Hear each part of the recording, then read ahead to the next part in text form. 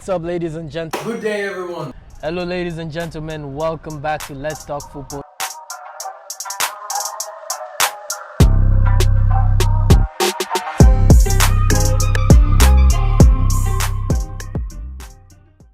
But yeah, so gentlemen, I want to ask you, how do you take care of your mental health? Ooh, bruh, there's this quote that somebody says that when you're not growing, you're either growing or dying. When you stop growing, you're dying. And I think that also applies to, of course, it does not apply in the literal sense, right? Because growth, that thing is shut up. Growth in the natural sense, it comes naturally, right? Somebody grows daily, sleep, what, and you're growing. But what they're talking about is also the mental aspect of things and the spiritual side. That in order for you to stay in shape mentally, it's a matter of growing your mental faculty. That could be through reading, listening to other people, and also even retrospection, right? And introspection. That helps very well because when you look at yourself and you look at some of the flaws that you have, you reflect upon yourself, in which areas mentally do I need help? Where do I need adjustments? It could be your attitude, because attitude, I think it contributes big time, right? They say that the most part of success is to do with attitude. You can have a gift, you might be doing the grind, but do you have a positive attitude? Do you have an attitude that will take you from one level to another? Because attitude will take you to places where a gift alone cannot take you, right? Exactly. So it's very important for you to have a proper attitude, and this is developed by how you interact with other people. How about you listen to some people? Have mirrors in your life, right? And what I mean by mirrors are people that tell you the truth as it is. People in your exactly, exactly. They do not tell you what you want to hear, but they tell you what you need to hear. And when you've got such people who will tell you the truth like that, right, you're able to improve yourself. Exactly. Because instead of saying, okay, friends. Exactly. What do you think I need to work much on? What do you think I need to do less of? Right. So introspection, and also having people that are surrounding you that you constantly ask and look up to. Do you think I've been improving this side? Of course, that is not the same as validation. Those are because somebody can easily misinterpret this. These are two different things, right? But I'm saying, I'm saying that that you can improve, right? But I think improvement comes when you've got a certain target, right? That's how progress is made, right? If you want to make progress in life, you've got to have a target, because if you do not have a target, there is movement and progress. Movement and progress are two different things. Movement is just any change in location, or motion that is directionless, right? If there is something like just like wandering around. Exactly, but progress, we're talking about movement that is channeled towards a certain direction. Focus. So if it's an attitude, you know, I've got a bad attitude towards people, I've got a bad attitude to this. Now you have a target, what kind of an attitude do I want to have? Then when you've got a certain target that you have, you're able to measure progress. If I changed in relation to where I was before, as compared to where I'm going, have I made any change? So I think it's a matter of reading books, the kind of literature that you want. If it's on mental health, personal development, develop yourself constantly. Do not stop. I mean, many people neglect that side of developing themselves, but I think if you develop yourself well, you'll be better equipped for whatever that stands in your direction. In the sense in your way, I think that's a good point. That's a good point. And also, I guess like treating your body, because like especially like research with sleep. So like sleeping well, eating well. I mean, those things like somehow like what you take like affects you. Like in the sense that like if you have a good habit, good sleep schedule, so it's like it would be like stress free. Like so, like your body would respond to you in a good way. And I think sleeping, like a good diet.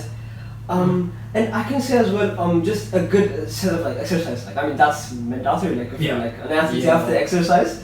But it's like even for non-athletes, I think those would keep you, and also developing a like tough skin, because like you're gonna have naysayers. Like people are gonna tell you you're not gonna make it. You're gonna be written off. Like so many. You're gonna expect criticism. So it's like to take things that attitude. So it's like I mean they're just saying like focus is actually saying no instead of saying yes. When you say like no, reject every other voices. And just like channel everything, it's like you don't care, because at the end of the day, it's like somebody's word is not going to stick on you. It's not going to define you. Exactly.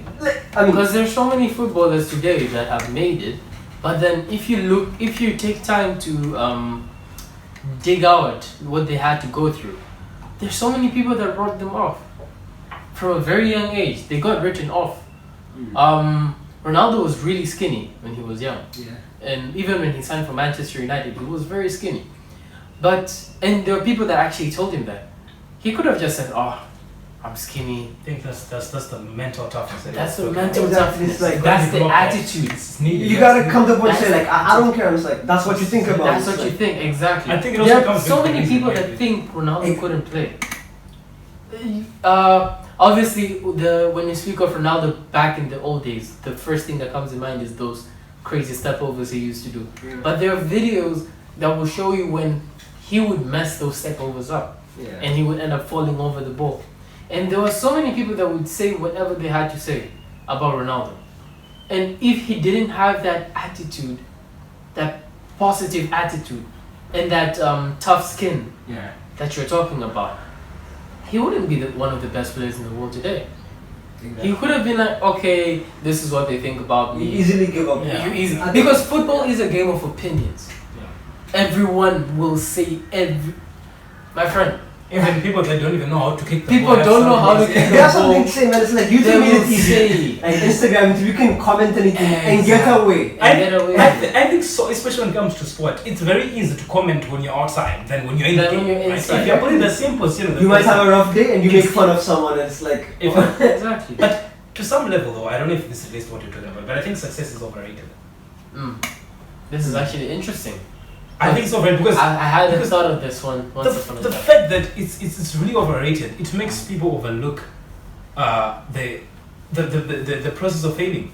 Yeah. Because I mean, even if you look at the people, the legends, maybe let's look at Kobe Bryant. Who are some of the? No, like how to say, like Maradona, let's say.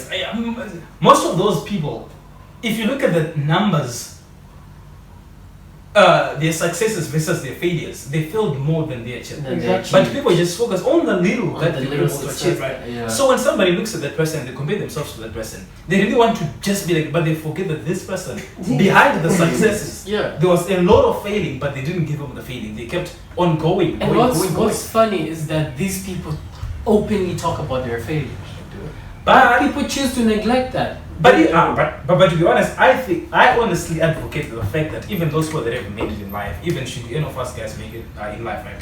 I think we need to talk much more about our failures. Because even many successful people don't talk about their failures. That's like they just talk about the successes. And that's what builds the positive mental health. Exactly. Many people just talk about the successes only, but they really don't talk much about the It's human nature, because like you don't want to look like that guy who fails. Like, you know, it's shameful to say, yo guys, I failed 1,000 times, but I did it on the 1,000 and like I think we really need to talk much more about failure, because that's the realism to life. Yeah.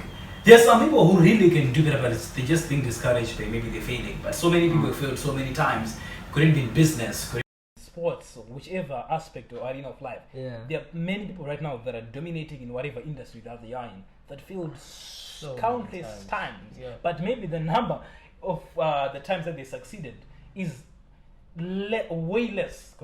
It's only they succeeded once because it's just maybe they signed one contract and that like their life changed. But before the contract, it's like. But I think the process of failing is very necessary in everybody's life. Because at the end of the day, failing, I always say that it comes with wisdom. Exactly. You start from experience. Exactly. It teaches you what to do, what not to do, and at the end of the day, it all contributes to making you a better person. Oh yeah, definitely. So I think